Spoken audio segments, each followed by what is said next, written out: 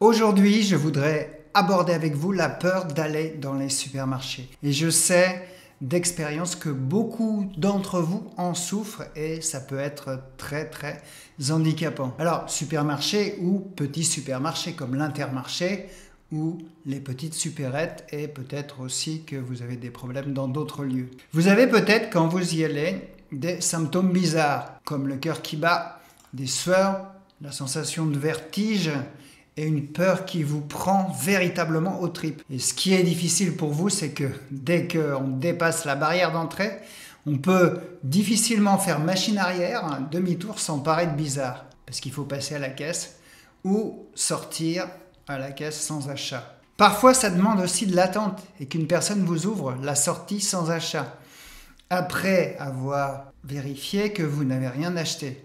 Alors vous vous sentez coincé, vous n'avez pas envie de faire ça.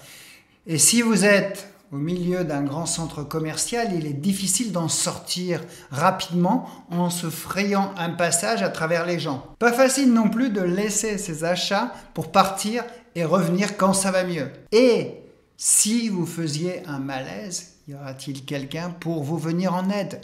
Et parfois les lumières vives vous agressent, sans parler de la musique et du monde qui tourne autour de vous dans tous les sens. Et ça vous arrive aussi parfois dans d'autres endroits. Ça peut vous arriver dans le métro, les transports en commun, les salles de spectacle et le cinéma. Et il y a aussi le regard des autres. Si vous allez mal, que va-t-on penser de vous? Comment va-t-on vous juger? Les gens vont-ils vous trouver bizarre? Et vous ne voulez pas montrer vos faiblesses, montrer que vous tremblez, que vous êtes à deux doigts de vous évanouir. Et si d'aventure vous voyant mal, ils appelaient une ambulance. Vous n'avez vraiment pas envie de vous retrouver aux urgences. Et lorsque vous passez à la caisse, c'est l'enfer. Vous devez attendre. Vous êtes bloqué entre deux clients. Un devant vous, un derrière vous. Et vous avez le temps d'observer les sensations qui vous effraient. Vous vous dites, mais là, mon cœur, il est en train de battre vraiment trop vite. Oh, là, j'ai la tête qui tourne.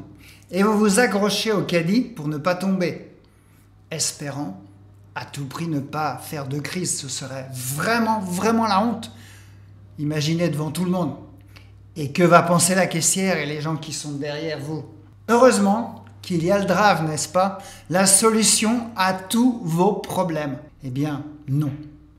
Car, au fond de vous, vous le savez, c'est de l'évitement. Vous n'avez pas résolu le problème et pire encore, vous le maintenez, voire vous l'aggravez.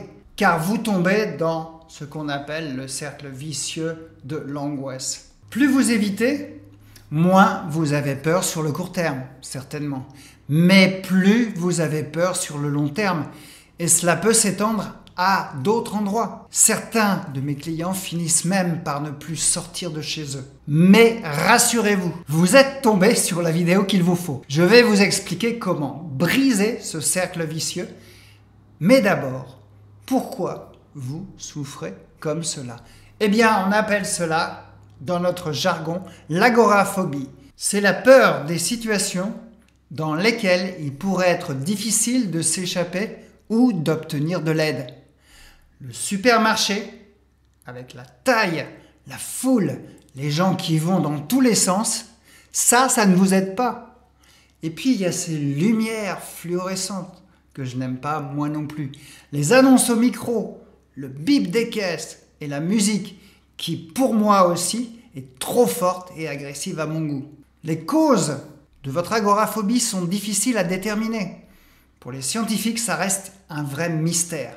Donc, ce n'est pas la peine de faire une thérapie classique dans laquelle vous allez fouiller dans votre passé pour trouver la racine de votre problème. L'agoraphobie, certes, peut être due à une expérience traumatisante dans un supermarché ou dans un lieu clos, mais souvent elle apparaît sans raison. Alors, comment surmonter cette peur et reprendre du plaisir à faire du shopping ou tout simplement être plus serein dans votre supermarché? Vous avez dans un premier temps besoin de faire comprendre à votre cerveau qu'il n'y a pas plus de danger dans le supermarché qu'ailleurs, en apprenant des techniques pour remettre en cause vos pensées négatives. Seul, c'est un peu difficile à faire. C'est un peu comme faire du yoga devant la télé. Est-ce que vous pratiquez bien dans la bonne position? Votre télé ne vous le dira pas, du moins pas encore, mais sait-on jamais, avec l'intelligence artificielle, ça peut arriver, mais pour l'instant, on n'en est pas encore là. Et puis sachez que s'il vous arrivait quelque chose, les gens sont plutôt altruistes et pourraient vous aider, plutôt que de vous regarder sans rien faire. Voici quelques pensées négatives que vous pouvez avoir et par quoi vous pouvez les remplacer. Première pensée négative, je vais faire une crise de panique et tout le monde va me regarder. Quelle serait l'alternative positive? Eh bien, si je commence à me sentir anxieux, je peux utiliser des techniques de respiration pour me calmer. Les gens sont occupés avec leurs courses et ne me prêteront probablement et certainement pas attention. Deuxièmement, je vais me perdre dans ce grand magasin et je ne vais pas trouver la sortie. Pensée plus positive, les supermarchés sont bien organisés avec des panneaux de signalisation. Si jamais je me sens perdu, je peux demander de l'aide à un employé ou suivre les indications pour sortir. Troisièmement, je vais avoir l'air complètement ridicule si je dois partir précipitamment. Alternative positive, il est tout à fait acceptable de quitter le magasin si je me sens trop anxieux. N'oubliez pas que votre santé mentale est plus importante que ce que les autres peuvent penser de vous. Quatrième pensée négative, et si je me sens mal et que je ne peux pas bouger. L'alternative positive serait, si je commence à me sentir mal, je peux me diriger vers une zone moins fréquentée ou m'asseoir un moment. Je peux aussi informer un employé que j'ai besoin d'aide. Cinquième pensée négative, je vais être jugé si je ne peux pas gérer ma panique. Alternative positive, beaucoup de gens connaissent l'anxiété et c'est le mal du siècle. Croyez-moi, je suis courageux, vous pouvez vous dire, de venir faire mes courses malgré ma peur.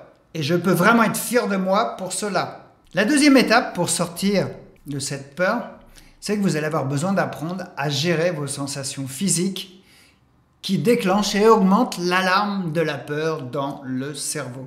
Des techniques de respiration vous aideront beaucoup et vous en trouverez beaucoup sur ma chaîne YouTube.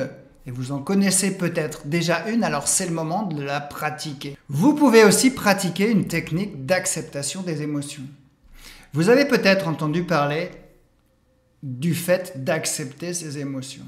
Du fait que plus on accepte les émotions, moins on lutte contre les symptômes, plus ils s'apaisent.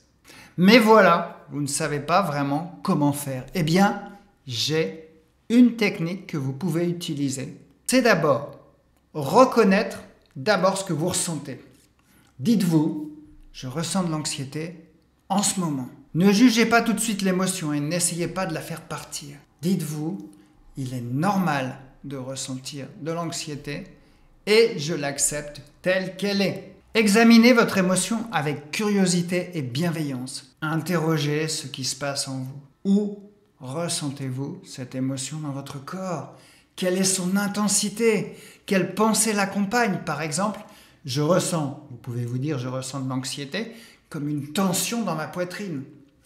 Cette sensation est assez intense et elle s'accompagne de pensées de perdre le contrôle. Dites-vous cela.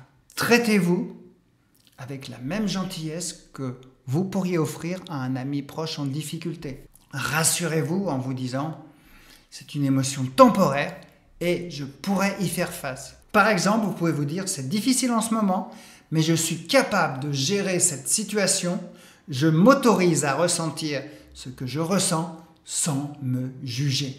Encore une fois, sans aide d'un thérapeute, c'est plus facile à dire qu'à faire. Enfin, dernière étape, vous allez avoir besoin, et ça c'est inévitable, vous ne pouvez pas y couper hélas, vous allez avoir besoin de vous exposer à la peur d'aller dans le supermarché, mais rassurez-vous, en y allant petit pas par petit pas.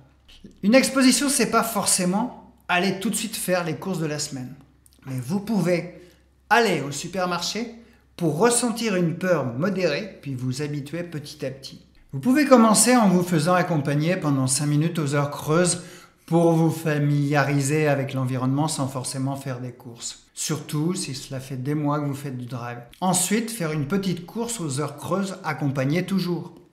Ensuite, faire une course seule aux heures creuses. Et ensuite, faire une course plus longue de 5 à 10 minutes seule. Augmentez votre temps de course petit à petit. Ensuite, commencez à aller aux heures de pointe, 5 minutes seul. Et ainsi de suite. Et je crois que vous avez compris le processus. En suivant ce plan, vous allez progressivement surmonter votre peur des supermarchés. N'oubliez pas de vous féliciter à chaque étape franchie. Encore une fois, le faire seul demande une volonté de faire et beaucoup de personnes échouent. Un thérapeute peut vous aider dans les expositions et vous redonner du courage dans les moments de découragement, voir avec vous ce qui n'a pas fonctionné. Si vous voulez aller plus loin avec moi, vous pouvez regarder ma formation offerte en vidéo qui vous explique les 4 étapes indispensables pour surmonter les crises d'angoisse et va vous aider à surmonter votre peur du supermarché. Je vous offre aussi 45 minutes au téléphone, rien qu'avec moi, pour parler de vous, de vos peurs et des solutions, et vous trouverez les liens dans la description.